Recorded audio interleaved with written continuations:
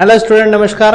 Welcome to KK commerce academy, the destination where success begins. Students, 11th के SP में हम देख रहे हैं सीरीज नंबर 5, जिसका नाम है members of a company.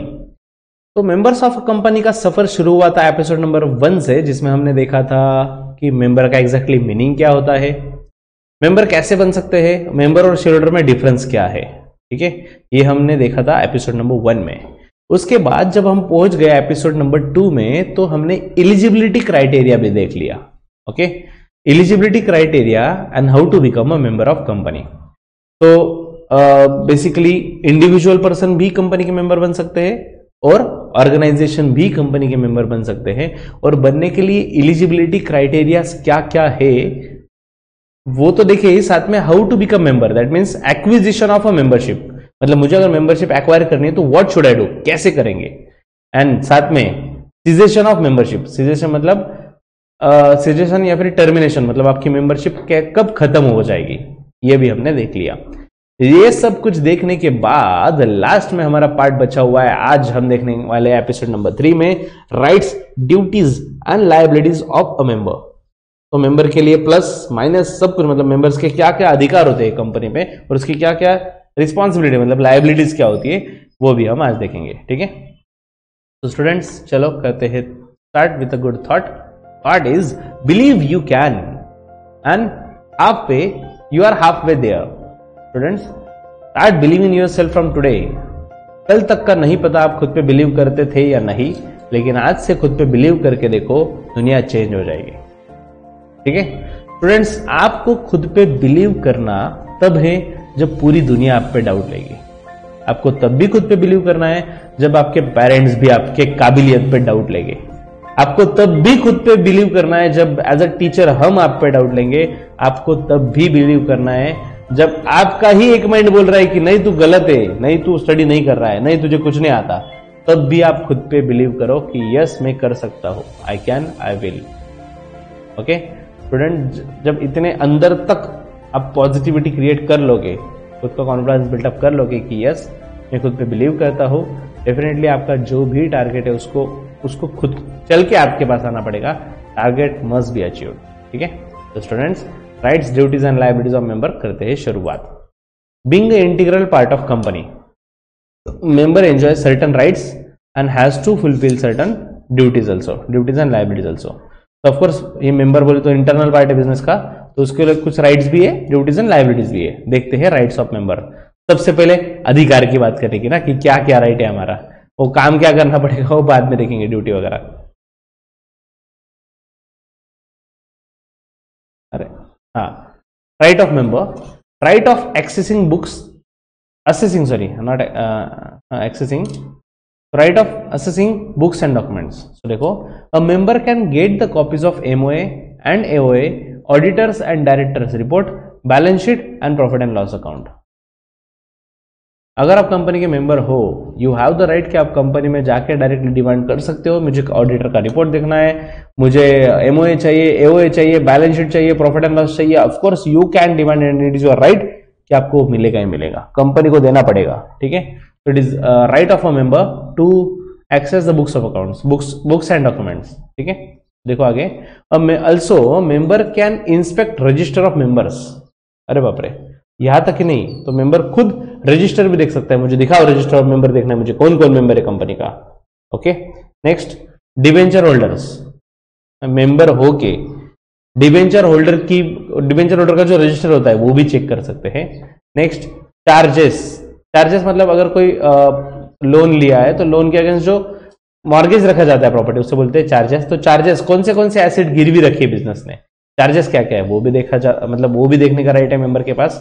Investments, मतलब कंपनी ने कहां कहां पे इन्वेस्ट किया है। Minute books of all general meeting. अब ये मिनट बुक मतलब क्या होता है, हमें तो आज तक घड़ी वाला मिनट पता था, ये मिनट क्या होता है बच्चों। हर मीटिंग के बाद जो कंपनी का सेक्रेटरी होता है, वो कंपनी का सेक्रेटरी मीटिंग की समरी लिखता है। ठीक है, मीटिंग हुई तो सेक्रेटरी क्या करेगा, पूरी समरी, मतलब कंपनी की मीटिंग में क्या क्या हुआ, कौन कौन मेंबर थे, किस टॉपिक पे डिस्कशन हुआ, उसका कंक्लूजन क्या निकला, मेजोरिटी लोगों ने यस बोला या नहीं बोला, ये सब कुछ डिटेल में लिखा जाएगा, उसको बोलते हैं मिनट। और उसका एक बुक होता है जिस बुक में सब कुछ लिखा जाता है, उसे बोलते हैं मिनट बुक। ओके, तो मेंबर के पास वो भी राइट है, minute book of all general meeting, जितने जनरल मीटिंग हुए मिनट बुक दिखा, मुझे चेक करना है कि मीटिंग में क्या क्या हुआ। ठीक है, next, proxies lodged for general meeting. Proxy, proxy पता है बच्चों आपको, आपने नाम सुना है प्रॉक्सी? सुना है, कहां पे सुना है?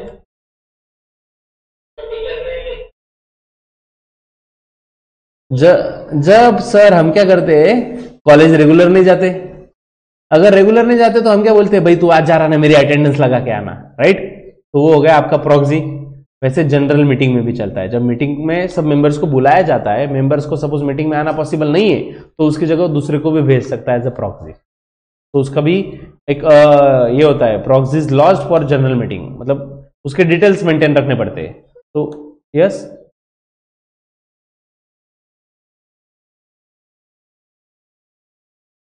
नहीं कोई भी हो सकता है, वो प्रॉक्सी भी कंपनी का मेंबर ही हो ऐसा कुछ नहीं है। ठीक है, क्योंकि अगर वो कंपनी का मेंबर है तो उसको खुद को भी तो मीटिंग को जाना है ना। अगर जस्ट इमेजिन कि आप और आपका बड़ा भाई, आप दोनों भी मेंबर हो कंपनी के, तो मीटिंग में तो दोनों को बुलाया जाएगा ना एज अ मेंबर, तो आपकी जगह वो जाएगा ऐसा थोड़ी चलेगा, वो खुद भी तो मेंबर है, उसको भी तो मीटिंग को जाना है ना।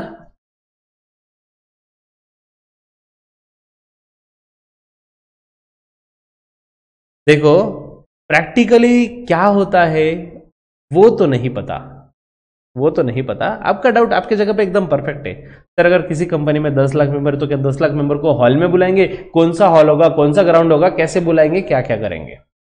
बट द थिंग इज यहां पे इतना पता है मुझे कि जनरल मीटिंग में सब मेंबर्स को इनवाइट किया जाता है और सब मेंबर को जाना पड़ता है, मतलब जाते, डिपेंड्स जाते या नहीं, लेकिन सब जितने भी मेंबर है कंपनी के सबको इनवाइट करना पड़ता है। ठीक है, सो प्रैक्टिकली क्या होता है वो भी मैं आपको जल्दी ही बताऊंगा, नेक्स्ट से फ्यूचर एपिसोड्स में आपको बताऊंगा मैं रियलिटी में क्या होता है। लेकिन अभी के लिए जनरल मीटिंग में सब मेंबर्स को बुलाया जाता है, याद रखना। जिसको जाना नहीं पॉसिबल हो उसके जगह पे दूसरे को एज अ प्रॉक्सी सेंड कर सकता है। तो एज अ मेंबर मेरे पास राइट है कि मैं ये भी चेक कर सकता हूं कि कौन कौन प्रॉक्सी था। ठीक है, and all returns file by company, और कंपनी ने जो रिटर्न्स वगैरह फाइल किए वो भी चेक कर सकते हैं। तो overall first right of member is accessing books of document, books and documents. तो उसमें MOA, AOA, even balance sheet, profit and loss, company का इन्वेस्टमेंट के डिटेल्स, कंपनी ने चार्ज मतलब कौन से एसेट मॉर्गेज रखे उसके डिटेल्स, मिनट बुक, ये सब चेक कर सकते हैं। Next, right to make fundamental corporate decision. Member के पास राइट है कि वो फंडामेंटल कॉर्पोरेट डिसीजन ले सकता है। मतलब क्या, देखो, members hold exclusive power to decide at meeting of members on matters like. Members के पास पावर होता है बच्चों, वोटिंग पावर होता है, डिसीजन लेने का पावर होता है। किस किस चीज पे? For example, first is change of registered office of company. Company का रजिस्टर्ड ऑफिस अब तक फॉर एग्जांपल पूना में था, अब नासिक को शिफ्ट करना है, एड्रेस चेंज करना है ना, मतलब ऑफिस चेंज करना है, तो उसके लिए मेंबर्स का वोटिंग लगेगा। मेंबर्स जब तक हाँ नहीं बोलते तब तक वो चेंज नहीं हो सकता। Next, increase in authorise capital. अगर कंपनी का ऑथोराइज कैपिटल मतलब कंपनी जितना मैक्सिमम शेयर्स इशू कर सकती है उसे बोलते हैं ऑथोराइज कैपिटल। ठीक है, तो अगर वो मैक्सिमम का लिमिट क्रॉस करना है, मैक्सिमम से भी ज्यादा शेयर्स इशू करने हैं, तो फिर उसके लिए कंपनी के मेंबर्स का अप्रूवल जरूरी है। तो इंक्रीज इन ऑथोराइज कैपिटल, अगर ऑथोराइज कैपिटल इंक्रीज करना है तो ऐसे सिचुएशन में भी मेंबर्स का अप्रूवल लगेगा। Next, change in object of company. Company जिस ऑब्जेक्ट के लिए स्टार्ट हुई थी, अगर आपको याद होगा, एमओए देखा है हमने, मेमोरेंडम ऑफ एसोसिएशन, उसमें एक क्लॉज था, कौन सा? ऑब्जेक्ट क्लॉज, जिसमें हम लिखते रहे कि हम क्या बिजनेस करने वाले हैं, कौन से चीजें उसमें इंक्लूड है। तो ऑब्जेक्ट क्लॉज में अगर कुछ चेंज करना है तो मेंबर्स का अप्रूवल लगेगा। Appointing sole selling agent, single अगर कोई एजेंट सिलेक्ट करना है, सेलिंग एजेंट, कंपनी का एक एजेंट अपॉइंट करना है, ये इस पूरा सेल करेगा, वो अकेला पर्सन, तो मेंबर्स का अप्रूवल लगेगा। वाइंडिंग अप ऑफ कंपनी का बंद भी करनी, कंपनी लॉस में बंद करनी है, तो ऐसे सिचुएशन में भी सब मेंबर्स का वोटिंग लिया जाएगा, अप्रूवल लिया जाएगा। ठीक है, तो मेंबर्स के पास राइट होता है, right to make fundamental corporate decision, जो बड़े बड़े डिसीजन है, प्लेस चेंज करना है, कंपनी बंद करना है, या फिर आर्टिकल ऑफ एसोसिएशन में कुछ चेंजेस करने हैं, तो ऐसा अगर कुछ रहा तो कंपनी के मेंबर का वोट लगता है। ठीक है, next, right to participate in general meeting. ओए जो आपने मुझे पूछा, देखो यहां पे मिल गया। जनरल मीटिंग में क्या सबको बुलाया जाएगा, बुलाएंगे या नहीं, क्या लगता है आपको? अरे मिल गया, जवाब देखो दिया है। Member have right to receive the notice and agenda of all general meeting. Members का राइट है कि उनको नोटिस भी मिलना चाहिए। मीटिंग के पहले नोटिस भेजा जाता है कि मीटिंग कब है, कहाँ पे है, सबको आना है, सहपरिवार सहकुटुंब लग्न आहे का, मेंबरने एकटं जायचं, कुठं चाललंय सहपरिवार, जेवण थोडी देतं, मीटिंग है। द पॉइंट इज मेंबर्स का बेसिक राइट है कि उसको नोटिस मिलना चाहिए, ठीक है, कंपलसरी नोटिस मिलना चाहिए मीटिंग का, जनरल मीटिंग जो भी है, जहां पे है, प्लेस डिटेल सब कुछ, और एजेंडा। एजेंडा क्या होता है बच्चों? एजेंडा मतलब वो मीटिंग में क्या क्या टॉपिक, कौन से टॉपिक पे डिस्कस करने वाले, वो भी जनरल नोटिस के साथ दिया जाता है। देखो मीटिंग 15 दिन के बाद, 15 दिन एक्चुअली 21 डेज के पहले नोटिस भेजनी पड़ती है। सपोज 1 महीने के बाद मीटिंग है, ठीक है, तो मीटिंग में क्या क्या टॉपिक्स पे डिस्कशन होने वाला है वो उसे बोलते हैं एजेंडा। तो जनरल वो जो नोटिस भेज जाती है ना, नोटिस क्यों भेजेंगे पब्लिक को, दैट इज मेंबर्स को इनवाइट करने के लिए। तो मेंबर्स को इनवाइट करने के लिए जब नोटिस सेंड करेंगे उसके साथ एजेंडा भी होना चाहिए, ठीक है। तो ये राइट है मेंबर्स का कि उसको नोटिस मिले, एजेंडा मिले, अटेंड देम। और हाँ, मीटिंग अटेंड करने का भी तो राइट है ही ना ऑब्वियसली, इन पर्सन मतलब खुद, या फिर अगर नहीं पॉसिबल तो प्रॉक्सी भी अपॉइंट कर सकते हैं, ठीक है। Speak and vote eight meeting, इतना ही नहीं भाई, मीटिंग में आए तो बोल भी सकते हैं, ठीक है। Demand and vote at a poll, तो डिमांड मतलब सपोज कभी कभी ज्यादा डिटेल में बताना भी आपको डेंजर लग रहा है मुझे, ठीक है। कभी कभी क्या होता है कि सपोज डिसीजन कैसे लिया जाता रहता है कि मेजोरिटी से, कभी कभी ऐसा बोला जाता है कि जिन जिनको एक कबूल है से यस यस, जिनको इस प्रपोजल को अपोज करना है से नो नो, और जो आवाज बड़ा आया ना वो हिसाब से डिसीजन फाइनल। ऐसा होता है, रियलिटी में भी होता है, ठीक है। तो अगर ऐसा हुआ तो कभी कभी शेयर होल्डर को लगता है नहीं यार ऐसा नहीं है, नो का आवाज ज्यादा था फिर भी इन्होंने यस बोला, गलत है गलत है। तो ऐसे सिचुएशन में डिमांड अ पोल, पोल का डिमांड किया जाता है, मतलब क्या, वो लिख के वोट करेंगे, यस नो काउंटिंग करेंगे, बॉक्स में डालेंगे, फिर काउंटिंग करके डिसीजन लेंगे, ओके, उसे बोलते हैं पोल। तो शेयर होल्डर के पास राइट होता है, he can demand a poll. Next, right to appoint and remove director. ओ बाप रे, बहुत बड़ा राइट है ना ये। शेयर होल्डर के पास मतलब मेंबर के पास राइट होता है, member have right to appoint और रिमूव द डायरेक्टर। डायरेक्टर को अपॉइंट करना है, निकालना है, दोनों भी चीजें मेंबर के हाथ में है।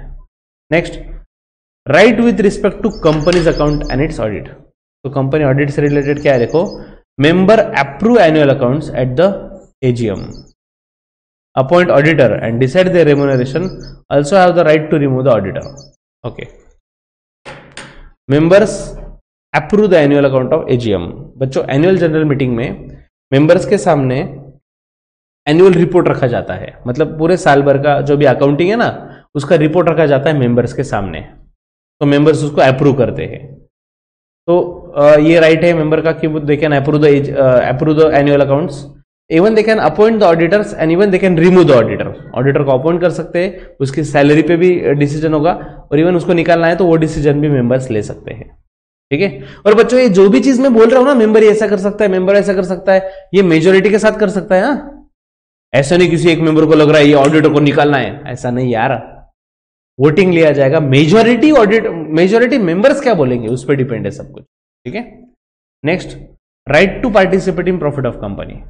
तो member invest money in company with the hope of getting return on investment. Of course member ने आपके कंपनी में इन्वेस्ट किया है, उनका खून पसीने का पैसा, of course they are expecting something, return expected रहेंगे, अच्छा खासा रिटर्न मिले, वो एक्सपेक्ट करके ही आपके कंपनी में इन्वेस्ट भी किया होगा, ठीक है। Therefore member has the right to approve dividend, इसलिए मेंबर के पास राइट है डिविडेंड अप्रूव करने का। डिविडेंड मतलब क्या, प्रॉफिट का पार्ट जो डिस्ट्रीब्यूट किया जाता है, ठीक है। तो जो प्रॉफिट का पार्ट डिस्ट्रीब्यूट किया जाएगा मेंबर्स को, वो अप्रूव करने का राइट भी मेंबर्स के पास ही है। And get the same with in 30 days of its declaration. और जिस दिन डिविडेंड डिक्लेयर किया, सपोज आज एजीएम हुआ मतलब एनुअल जनरल मीटिंग, और आज डिविडेंड डिक्लेयर किया, तो आज से आगे 30 डेज के अंदर कंपलसरी सब शेयर होल्डर को डिविडेंड मिल जाना चाहिए, मेंबर्स को डिविडेंड मिल जाना चाहिए। Next, share holding right.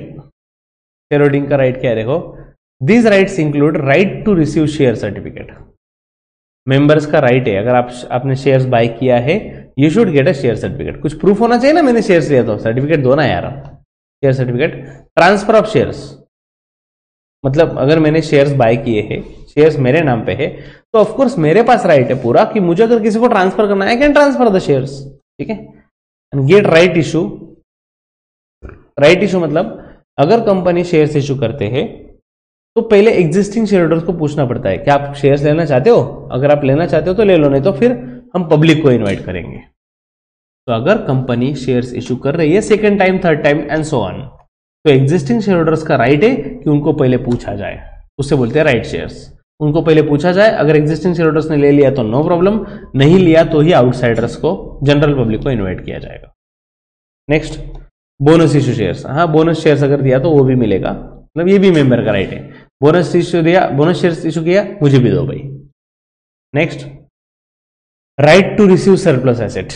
देखो, in the event of winding up of company, suppose company बंद हो गई, ओके, कंपनी क्लोज हो गई, member is entitled to get share of surplus asset of the company if any after payment of all stake holders.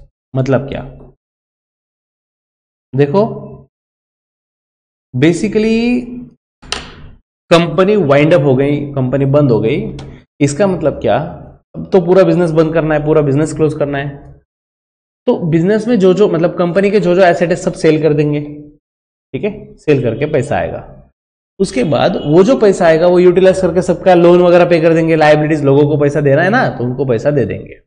तो asset बेच के पैसा आएगा, वो पैसा यूज करके लोन वगैरह पे कर देंगे।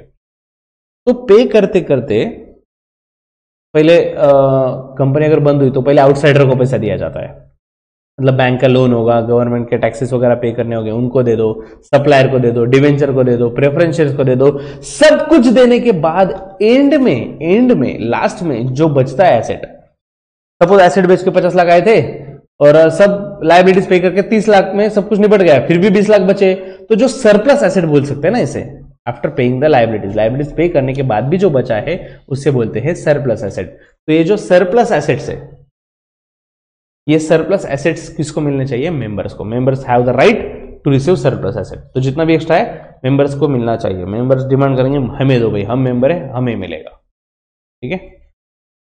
Next, right to class action suit. ओ बाप रे, ये क्या है, देखते हैं, ये नया है। The act confers right of class action suit to members against company or its director in the event of any fraudulent, unlawful, wrongful act or omission or misleading statement in the audit report. Okay. Suppose company में कुछ fraud हो रहा है, कुछ illegal activity हो रही है, कुछ स्मगलिंग किया जा रहा है, कुछ ऐसा किया जा रहा है जो लीगली अलाउड नहीं है, तो अगर कुछ रॉन्ग हो रहा है तो जो मेंबर्स है दे कैन स्यूट मतलब केस फाइल करना, ओके।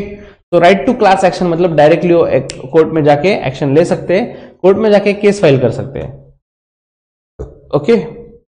देखो, क्लास एक्शन सूट का मीनिंग दिया है, it means where a group of people with similar harm और wrong cause to them sue the opposite party for redressal to harm the wrong, to harm or wrong। मतलब क्या, अब देखो company में कुछ फ्रॉड हुआ है तो इसका नुकसान किसको होगा, सब शेयर होल्डर को, मतलब टोटल 10,000 शेयर होल्डर, तो सबको लॉस होने वाला है ना। तो ऐसे क्या हुआ कि जब ग्रुप ऑफ पीपल को नुकसान हो रहा है, सिमिलर नुकसान हो रहा है because of action cause by company ने कुछ किया इसलिए, तो कंपनी पे केस फाइल करेंगे, इसे बोलते हैं क्लास एक्शन सूट। मतलब पूरा क्लास मतलब कैटेगरी, तो पूरे कैटेगरी ने मिलकर केस फाइल किया, तो सबके सब मेंबर जाके केस फाइल कर सकते हैं अगर कंपनी में कुछ उल्टा सीधा हो रहा है, कुछ अनलॉफुल हो रहा है तो, ठीक है।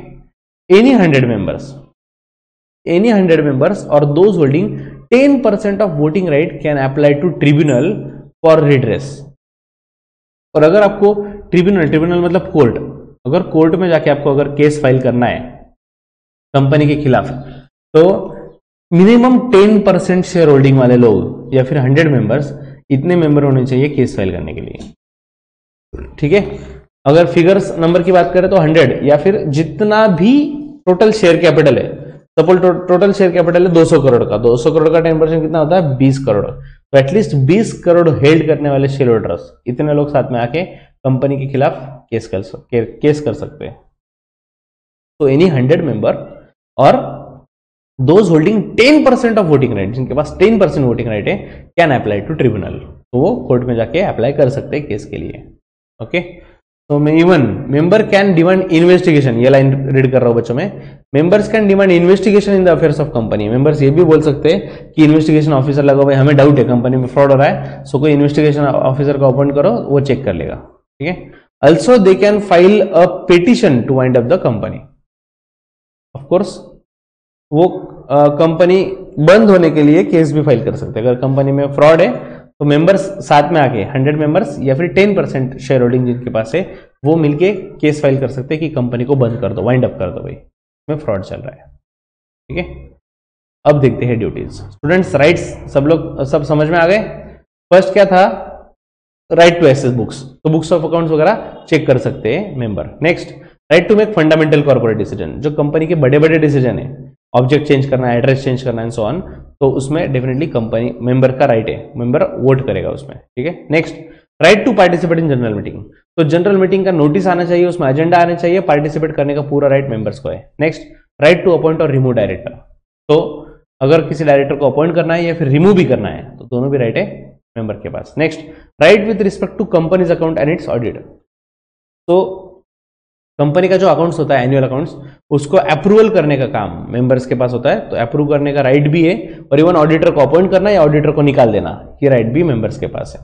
Next, right to participate in profit of company, अगर कंपनी में इन्वेस्ट किया है मेंबर्स ने, ऑफकोर्स कुछ ना कुछ एक्सपेक्ट किया होगा ना प्रॉफिट, तो जब प्रॉफिट डिस्ट्रीब्यूट किया जाएगा, मतलब मेंबर डिविडेंड डिक्लेयर किया जाएगा, तो डिविडेंड डिक्लेरेशन के टाइम पे अप्रूवल का राइट मेंबर्स के पास होता है, दे can approve the dividend and get the dividend with in next 30 days.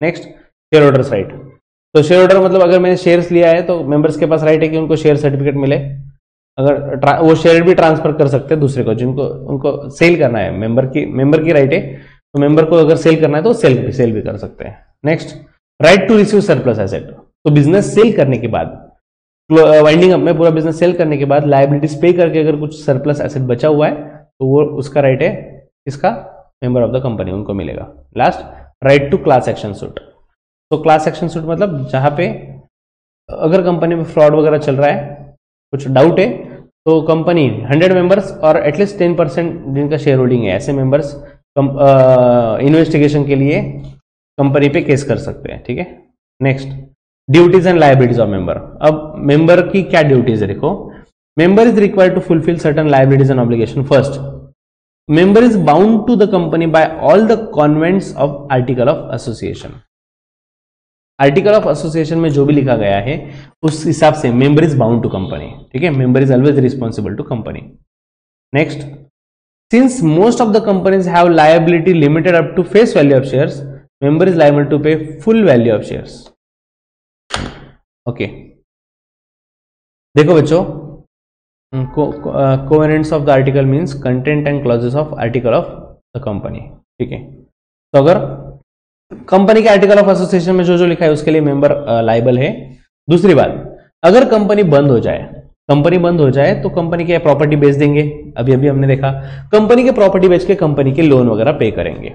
Suppose इस सिनारियो में पैसे कम पड़ रहे हैं, ठीक है, बाहर वालों के लिए देने के लिए पैसे कम पड़ रहे हैं, तो अगर पैसों का शॉर्टफॉल है तो ऐसे सिचुएशन में मेंबर को बोला जाएगा, जाओ घर से पैसा लेके आओ। ठीक है, जाओ घर से पैसा लेके आओ। अरे वो बोलेंगे हम क्यों लाए घर से पैसा, इसमें तो लायबिलिटी लिमिटेड है। अरे हाँ लिमिटेड है, लेकिन कितने तक लिमिटेड है, up to unpaid amount of shares. Unpaid amount of shares मतलब अगर मैंने सपोज 300 रुपए का शेयर्स परचेस किया है, लेकिन कंपनी को अब तक सिर्फ 120 रुपीज दिए हैं, तो 180 रुपीज ये मेरी लायबिलिटी है, कंपनी जब डिमांड करेगा मुझे देना पड़ेगा, so this is my liability. तो most of the companies have limited liability up to face value of shares, तो कंपनी के जो शेयर्स की वैल्यू है उतने तक मेरी लायबिलिटी लिमिटेड रहेगी। ठीक है, उतना पैसा मुझे देना पड़ेगा। Next, in case of unlimited liability company, एक ऐसी भी कंपनी होती है बच्चों अनलिमिटेड लायबिलिटी कंपनी, अगर उसके हम मेंबर है then member is personally liable for all the debts of the company. Members are personally liable. तो इस बार अनलिमिटेड लायबिलिटी कंपनी में वो जो मेंबर है उनको उसकी पर्सनल प्रॉपर्टी बेच के भी पैसा लाना पड़ेगा। नाम ही क्या है, अनलिमिटेड लायबिलिटी, और अनलिमिटेड लायबिलिटी का मीनिंग तो आप जानते हो। In case the business asset fall short, personal asset even have to sell to pay the outsiders liability. तो अगर अनलिमिटेड लायबिलिटी कंपनी रही तो कंपनी के जो मेंबर है उनको पर्सनल लायबिलिटी रहेगी, पर्सनल लायबल मतलब उनकी पर्सनल प्रॉपर्टी बेच के भी पैसा देना पड़ेगा। These are the duties and liabilities. Students normally आपको राइट्स पूछा जाएगा, ड्यूटीज एंड लायबिलिटीज नहीं पूछेंगे। ओके, इसी तरह से टॉपिक नंबर 5 भी कंप्लीट किया हमने एसपी का। इसके एक्सरसाइज वगैरह सॉल्व कर लेना बच्चों, ठीक है। Any doubt to anyone? बोलो।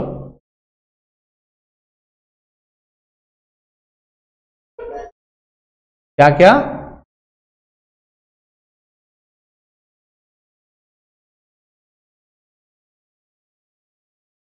क्या बोल रहे हो?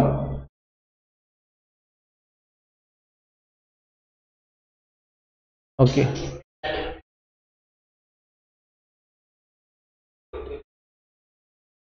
नहीं नहीं, unlimited liability company just theoretical concept है और प्रैक्टिकल अगर होती भी है तो लोग नहीं इन्वेस्ट करेंगे ना उसमें। लोग इन्वेस्ट करने का एक रीजन भी होता है बच्चों, उनको जो ऐसे सोच वाले हैं कि रिस्क ज्यादा है लेकिन रिटर्न भी ज्यादा है, कुछ कंपनी डूबेगी नहीं, बहुत पैसा कमाएंगे हम, ज्यादा रिटर्न मिलेगा, तो ये सोच के साथ भी लोग इन्वेस्ट करने वाले हो सकते हैं। ठीक है, हर टाइप की कंपनी तो हर टाइप के लोग भी, भाई हर थिंकिंग वाले लोग भी है, तो ये लोग इन्वेस्ट कर सकते हैं, ऐसा कुछ नहीं कि नहीं करेंगे। ठीक है, हाँ चलो। तो students that's it for topic number 5। Next episode में मिलेंगे नेक्स्ट टॉपिक के साथ, तब तक के लिए bye bye, keep studying and be smiling.